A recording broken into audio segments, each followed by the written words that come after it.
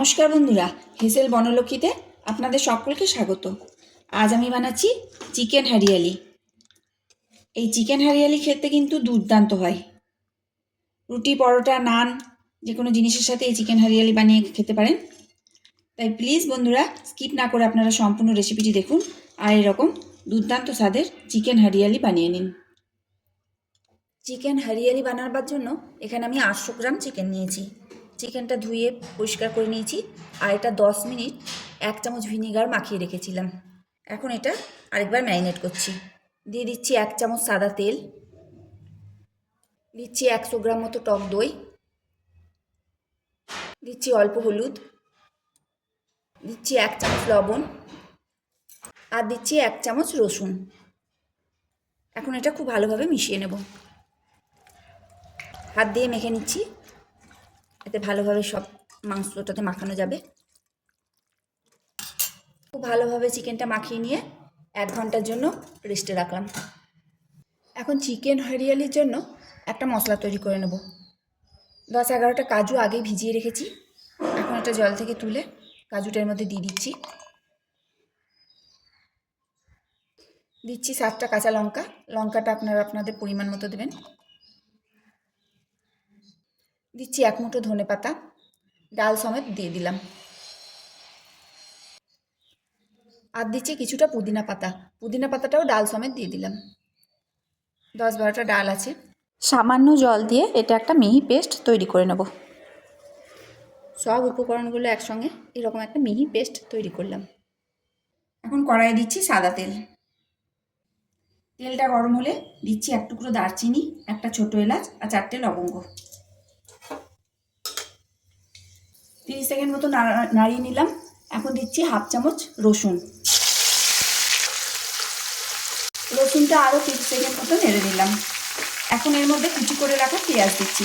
4টে পেঁয়াজ কুচি করে নিয়েছি, এর মধ্যে দিয়ে দিচ্ছি। এখন পেঁয়াজটা ব্রাউন কালার করে ভেজে নিতে হবে। অল্প লবণ দিয়ে দিচ্ছি, এতে পেঁয়াজটা তাড়াতাড়ি নরম হয়ে যাবে।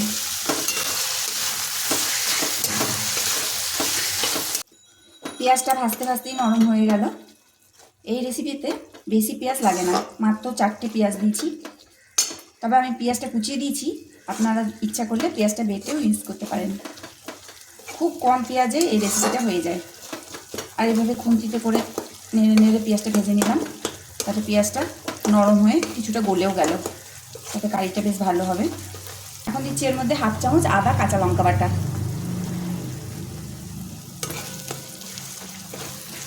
আমি আগে কাঁচা লঙ্কা কিছুটা বেটেছি, এখন এখানে আরও 2টো কাঁচা লঙ্কা বেটে দিয়েছি আদার সাথে। তবে লঙ্কাটা আপনারা আপনাদের পরিমাণ মতো দেবেন। তবে চিকেন একটু ঝাল ঝাল বেশ ভালো লাগে, তাই আমি একটু লঙ্কাটা বেশি দিলাম। এখন আদাটা দিয়ে আরও 1 মিনিট ভেজে নেব। আর এটা আমি মিডিয়াম ফ্লেমে রান্নাটা করছি। এখন দিচ্ছি 1 চামচ জিরে গুঁড়ো, ধনে গুঁড়ো। এখানে 1/2 চামচ জিরে 1/2 চামচ ধনে মেশানো আছে, একসাথে দিয়ে দিলাম। এখন মশলাটা কষে নেব। অল্প হলুদ আমি চিকেনে মাখিয়েছিলাম, তাই আর হলুদ দিচ্ছি না, কারণ চিকেন হারিয়ালিতে বেশি হলুদ দিতে হয় না। আরও 2 মিনিট কষিয়ে নিলাম মশলাটা। এখন এর মধ্যে ম্যারিনেট করা চিকেনগুলো দিয়ে দিচ্ছি। এই অবস্থায় গ্যাসের ফ্লেমটা লো করে দিতে হবে আর লো ফ্লেমে চিকেনটা এখন কষাতে হবে। যতক্ষণ না চিকেন থেকে জল বেরোয় ততক্ষণ অবধি লো ফ্লেমে কষাতে হবে। আর লো ফ্লেমে কষাতে কষাতেই চিকেন থেকে জল বেরিয়ে আসতে হবে।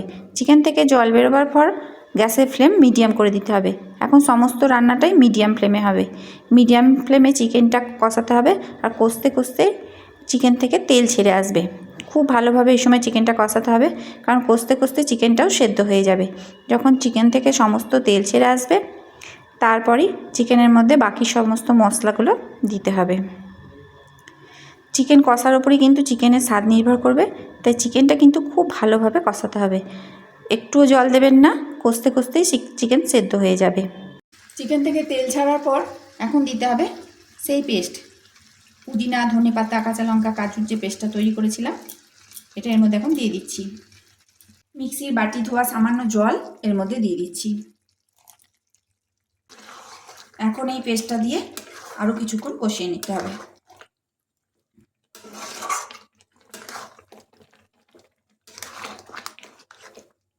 খুব ভালো করে মিশিয়ে নিলাম। এই রেসিপি রুটি, পরোটা, নান যে কোনো জিনিসের সাথে খেতে ভালো লাগে। তাই এই রেসিপি একবার অন্তত বানিয়ে দেখুন। রেসিপিটি যদি আপনাদের ভালো লাগে তাহলে প্লিজ লাইক, শেয়ার এবং কমেন্ট করবেন।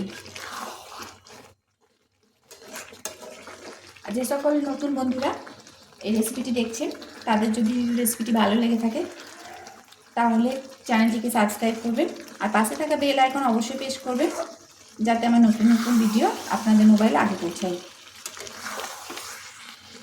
আর এই রেসিপিটা বানানো কোনো ঝামেলা নয়, খুব সহজে হয়ে যায়। তাই একদিন অন্তত এই রেসিপি বানিয়ে দেখুন, সকলের বেশ পছন্দ হবে। এখন এর মধ্যে দিচ্ছি অল্প গোলমরিচ গুঁড়ো। এটা অপশনাল, না দিলেও হবে, তবে দিলে বেশ ভালো লাগবে খেতে। আর দিচ্ছি অল্প শাহি গরম মশলা গুঁড়ো। শাহি গরম মশলা রান্নাতে অন্য স্বাদ মাত্রা এনে দেবে। শাহি গরম মশলাটা দিলে রান্নাটা আরও টেস্ট বেড়ে যাবে। এখন এটা খুব ভালোভাবে মিশিয়ে নিচ্ছি। যেহেতু কাজু দেওয়া আছে তাই তলায় ধরে যাওয়ার সম্ভাবনা খুব বেশি, তাই মাঝে মাঝেই নাড়তে হবে। পুদিনা ধনে পাতার পেস্টটা দেওয়ার পর আরও 2 মিনিট কষিয়ে নিলাম। এর থেকে আর বেশি কষবো না। রেসিপিটা আমার হয়ে গেল। এখন গ্যাসটা বন্ধ করে দিচ্ছি আর গরম গরম পরিবেশন করব রুটির সাথে। সমস্ত রেসিপিটি দেখার জন্য হেসেল বনলক্ষ্মীর তরফ থেকে অসংখ্য ধন্যবাদ।